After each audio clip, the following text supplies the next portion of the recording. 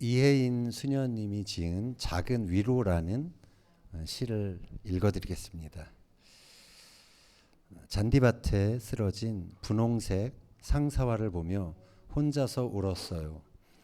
쓰러진 꽃들을 어떻게 위로해야 할지 몰라 하늘을 봅니다.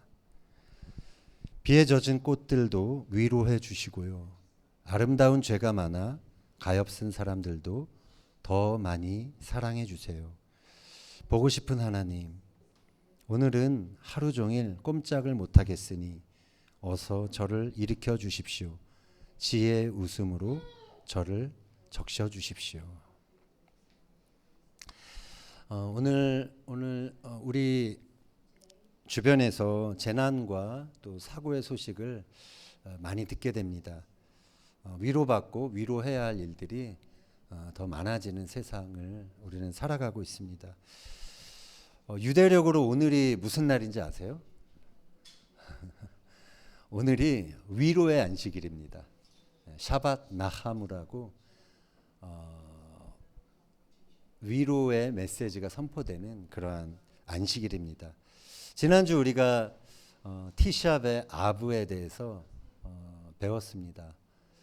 두 번의 성전이 파괴된 날, 이스라엘 백성들로서는 가장 어쩌면 비극적이고 그래서 가장 슬픈 날이 지난주 샤밧 티샵의 아부였습니다.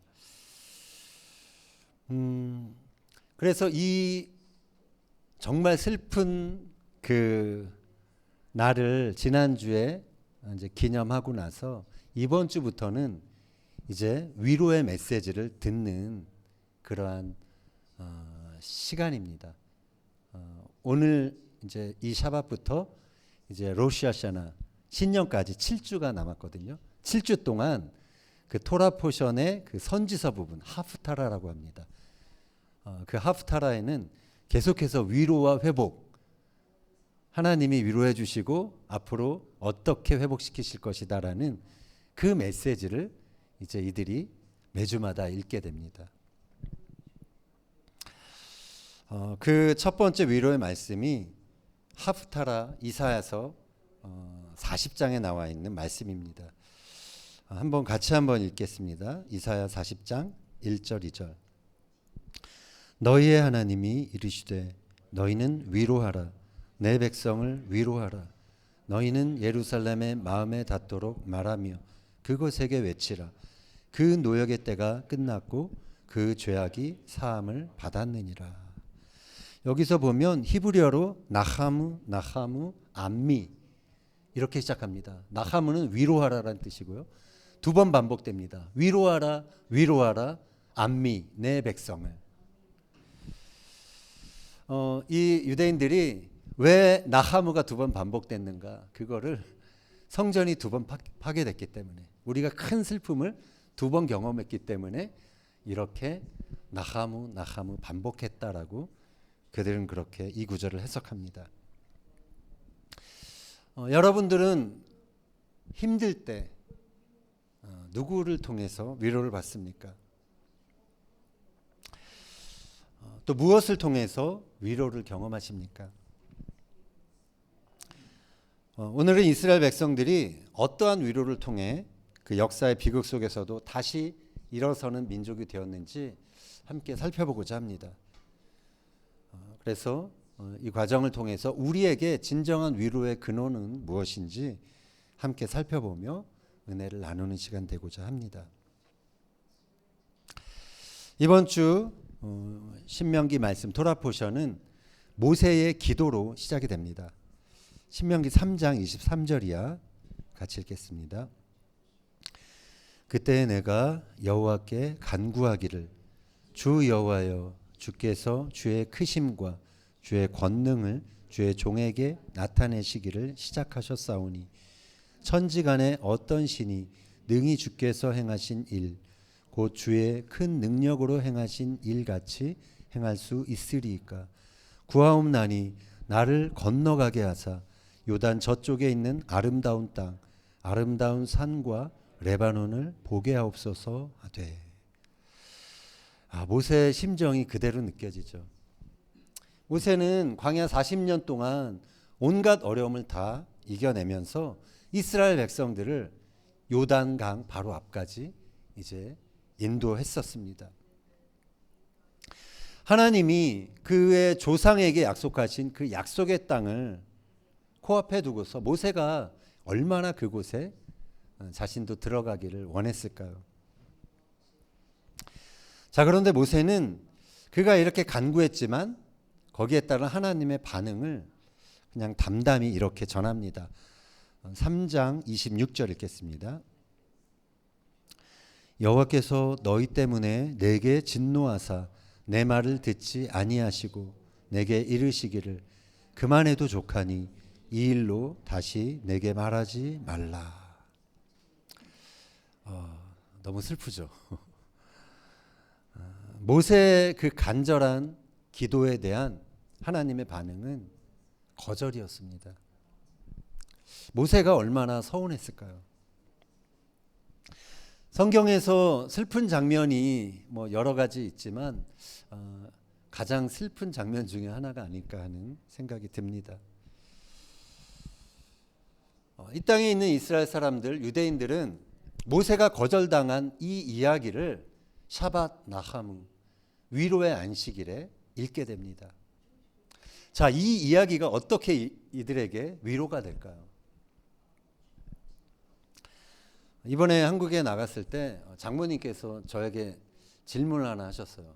이서방, 모세가 왜 가나안 땅에 못 들어갔는가?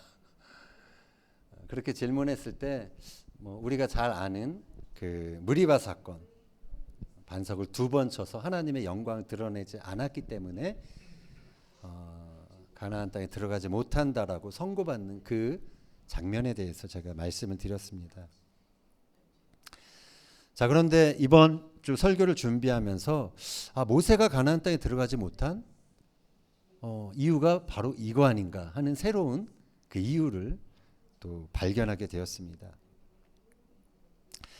그가 들어가지 못한 이유는 그에게 광야에 남아서 해야 할 마지막 사명이 있었기 때문입니다.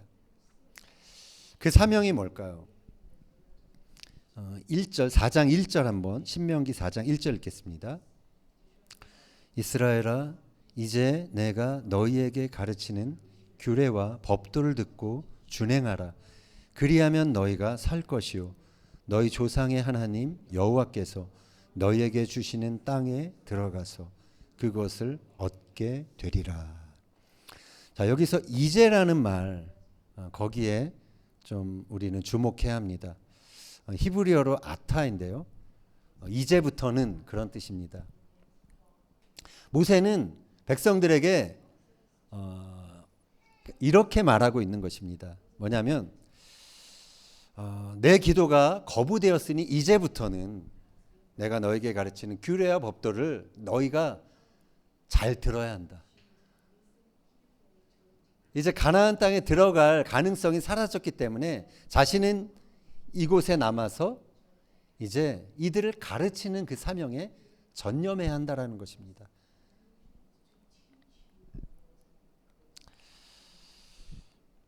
모세는 가나안 땅에 들어갈 수 없는 운명이었습니다. 그래서 그는 그 남은 시간을 이제 가나안 땅에 들어갈 백성들을 가르치는데 자신의 온 힘을 쏟게 되는 것이죠. 그것이 하나님이 모세에게 부여하신 마지막 사명이었습니다. 그래서 그 과정을 통해서 탄생한 것이 바로 쉐마입니다. 신명기 6장부터 우리가 잘 아는 쉐마의 교육이, 가르침이 이 과정, 이러한 결과를 통해서 나오게 된 것입니다. 모세는 이제 마지막 그의 유언처럼 이스라엘 백성들을 가르칩니다. 그 쉐마의 말씀 6장 4절 한번 같이 읽겠습니다. 이스라엘아 들으라, 우리의 하나님 여호와는 오직 유일한 여호와시다. 쉐마 이스라엘 아도나이 엘로헤이누 아도나이 에하드. 자, 이 말은 유대인들이 아기가 태어나면 가장 먼저 가르치는 말이 이 쉐마의 말씀이라고 합니다. 그리고 유대인들이 자신이 죽기 전에 마지막으로 외치고 마지막으로 암송하고 죽는 그 말이 바로 이 쉐마 이스라엘로 시작하는 이 구절이라고 합니다.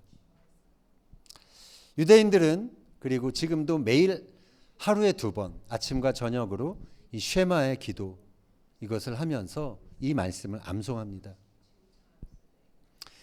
유대인들의 삶의 시작부터 마지막까지 매일 그들의 전 인생을 지배하고 있는 가르침, 그것이 바로 이 쉐마라는 것입니다. 자, 이 구절 다시 한번 좀 보여주시면요. 그 히브리어 밑에 있는 거 쉐마 할 때 아인이거든요. 제가 가르쳐야 되는 저기 3번째 글자 있죠. 쉐마 그 아인 하고요. 맨 마지막에 달렛, 이것이 보통 문자보다 더 크죠.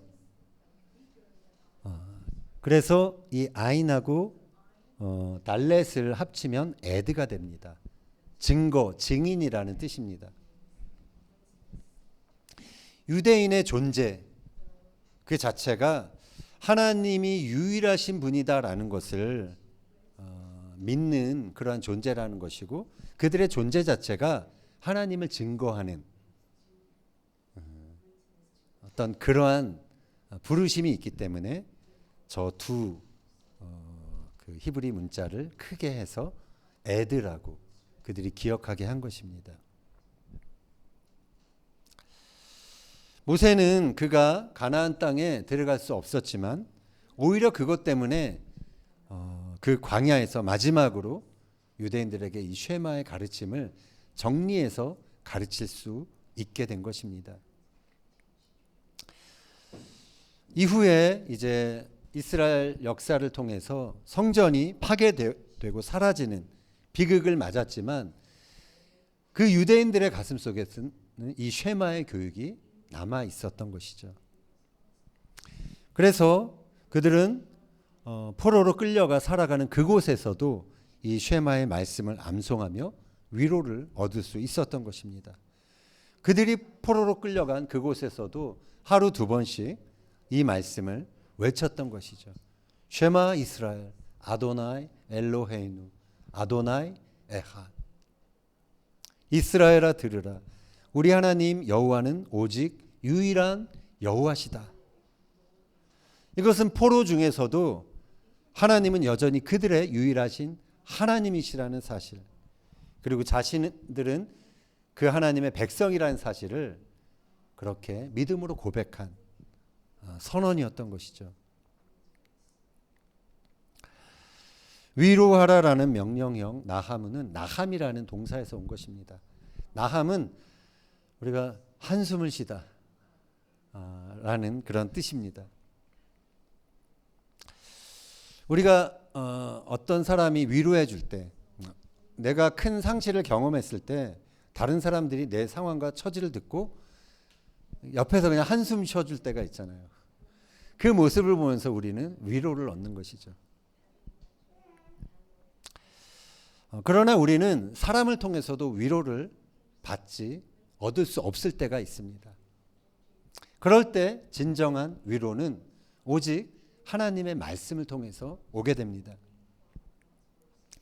하나님의 말씀이 내 마음속에서 깨달아질 때, 하나님이 정말 내게 주셨구나 이 말씀을 하고 깨달아지는 순간, 우리는 낙담하고 힘들었던 마음속에서도 이제 소망을 얻게 되는 것이죠. 절망의 상황 속에서도 희망을 보게 되는 것입니다. 그래서 모세가 쉐마 이스라엘, 들으라 이스라엘이라고 다음 세대에게 가르치면서 하나님 한 분의 말씀을 들을 것을 이 광야 다음 세대에게 요청했던 것입니다. 이사야 선지자도 이렇게 말합니다. 이사야서 40장 8절, 풀은 마르고 꽃은 시드나 우리 하나님의 말씀은 영원히 서리라 하라. 세상은 변하고 사라지지만 하나님의 말씀은 우리를 살리는 소망의 말씀으로 영원히 존재하는 것입니다.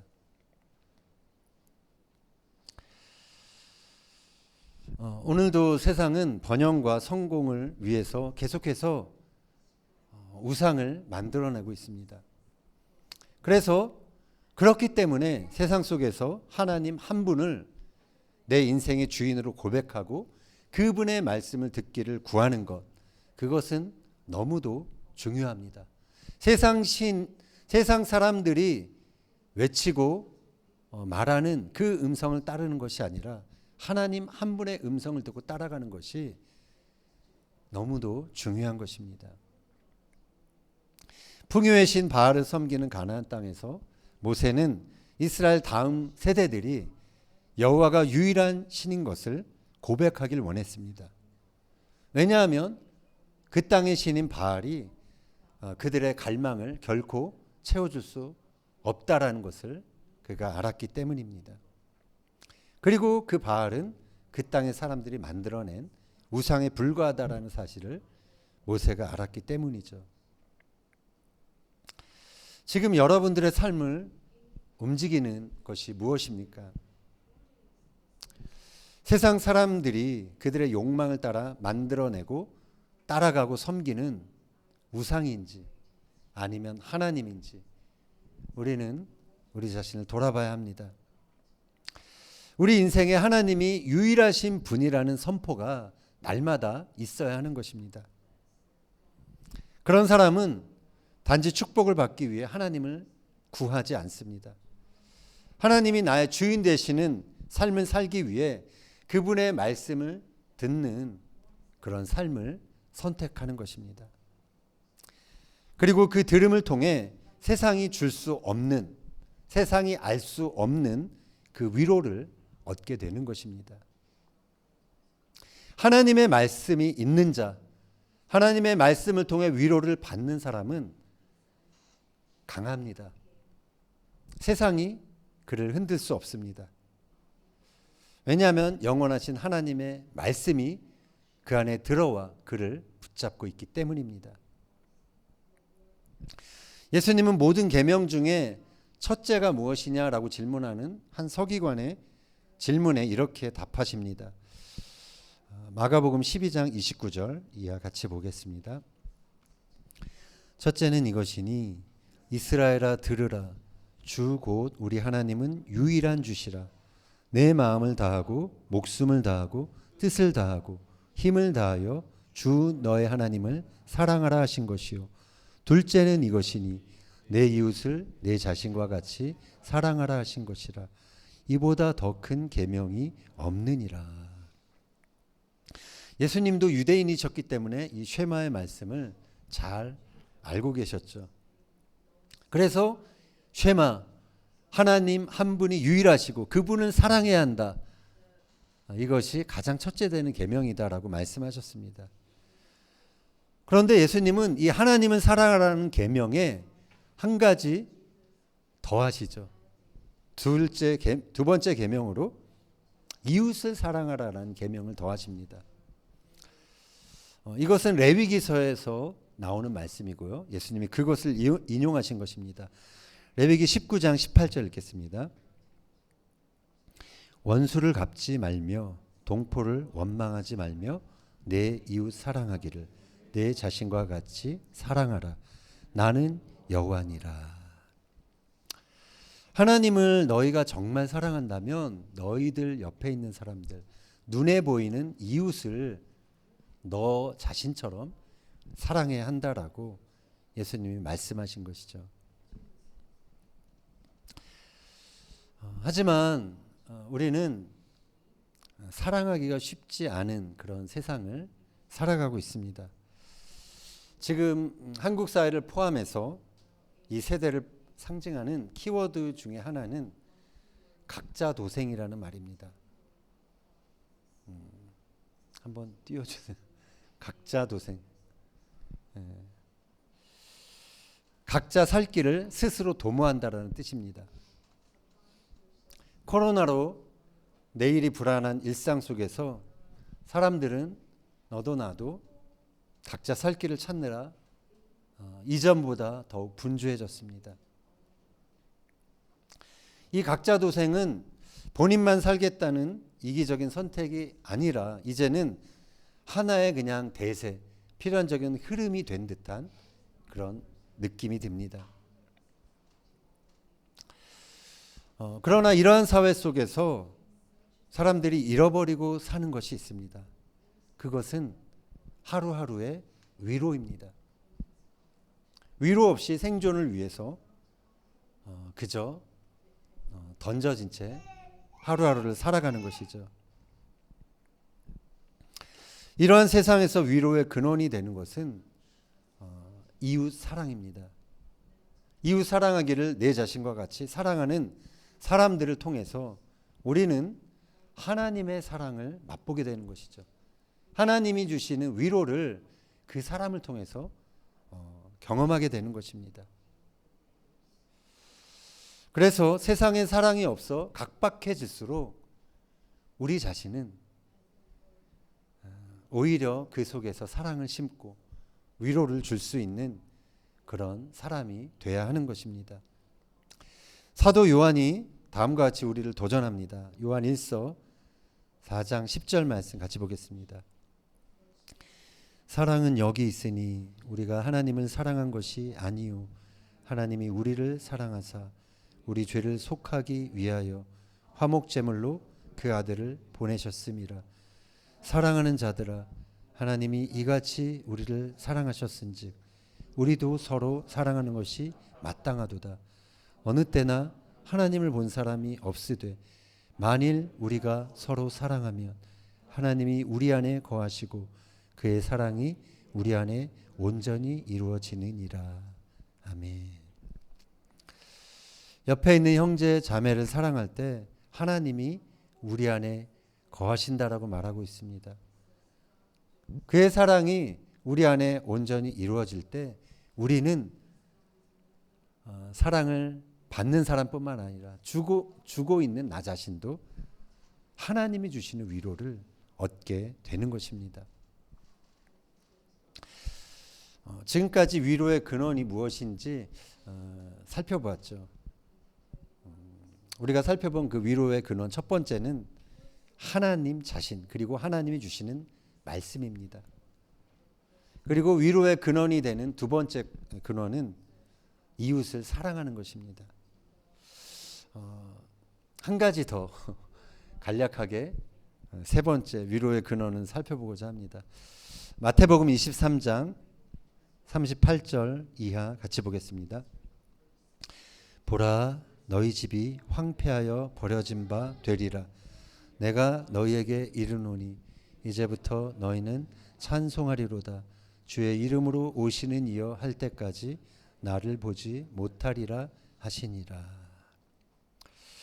이번 주 그 토라 포션의 신약 부분에 해당하는 말씀입니다. 예수님이 예루살렘의 멸망에 대해서 선포하신 말씀이죠.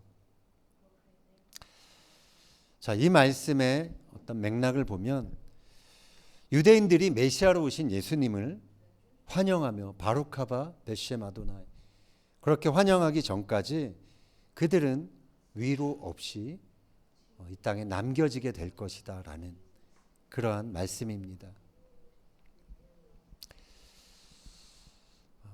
이들이 눈이 열려서 예수님을 환영하고 그들의 구주로 받아들일 때 주님이 다시 그들 앞에 나타나신다라는 그러한 말씀입니다. 이 말씀을 통해서 알 수 있는 것은 진정한 위로의 근원은 이미 오신 예수님이라는 사실이고요. 또 장차 다시 오실 메시아 예수 그리스도라는 사실입니다. 메시아가 다시 오실 때 그분을 왕으로 믿으며 기다린 자들의 위로가 완성이 되는 것입니다. 사도 요한은 예수님이 다시 오셔서 주실 위로를 다음과 같이 묘사합니다. 요한계시록 21장 4절 말씀 읽겠습니다.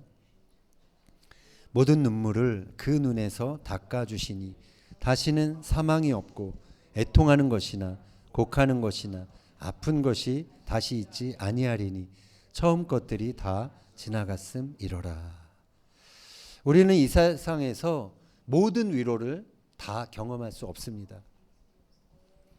우리가 받아야 할 위로, 궁극적인 위로는 아직 남아 있는 것이죠. 그래서 우리는 메시아가 다시 오셔서 완성하실 그 궁극적인 위로를 기다리는 사람들인 것입니다.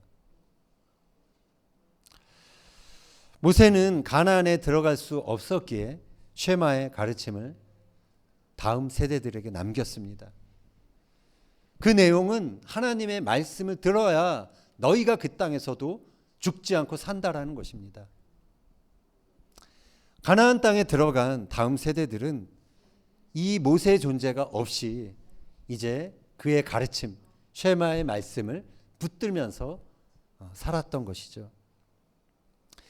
유대인들은 성전이 사라진 뒤에도 이 쉐마의 말씀을 암송하며 매일 하루 2번씩 기도했던 것입니다.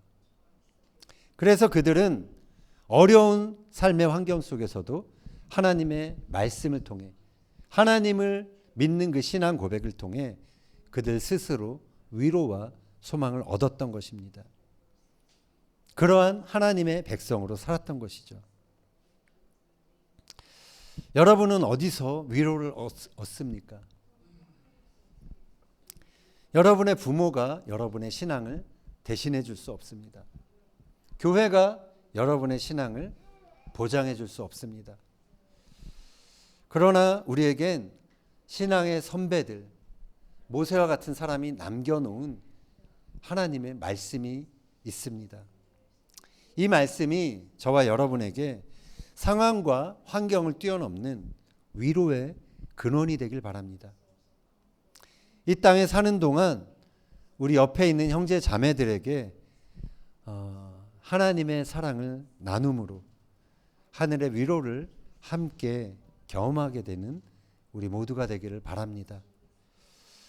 그리고 다시 오실 주님을 함께 기다리며 하나님이 부르신 백성들을 위로하고 위로하는 우리 모두가 되기를 예수님의 이름으로 축원합니다.